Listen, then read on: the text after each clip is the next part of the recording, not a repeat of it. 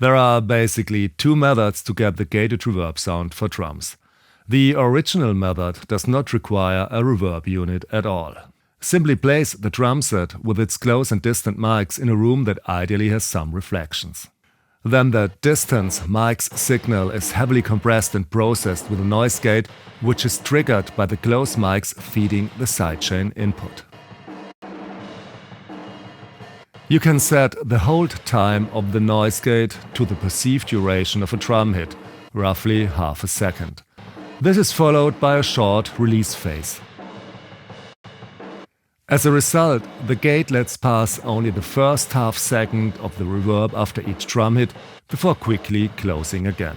Close mics and distant mics can be mixed as required. The result usually sounds impressive and even spectacular, setting a strong focus on the song's rhythm.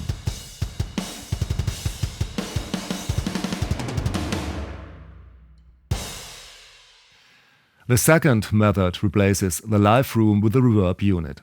This can be hardware, a plugin, or even an echo chamber. In this method too, the effect signal is often compressed and sidechain gated. The advantage of this version is its flexibility and repeatability.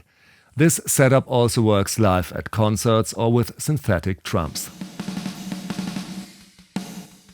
The IQ Series Reverb features a specialized gate that is using the dry input signal to precisely gate the reverb sound.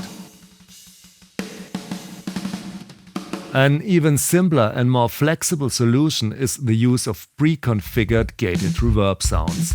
They are already cut to the right length and their sound is optimized precisely for these applications.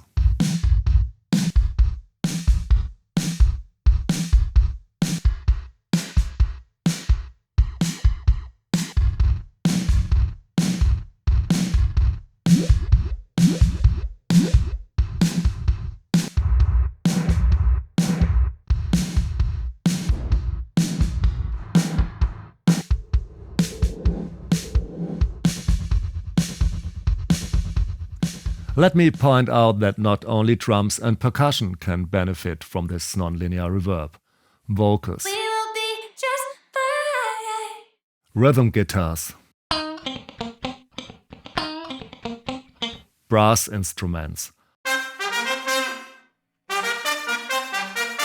or slapped basses often sound great with it. Experimental gated reverbs can also be used for impressive sound design.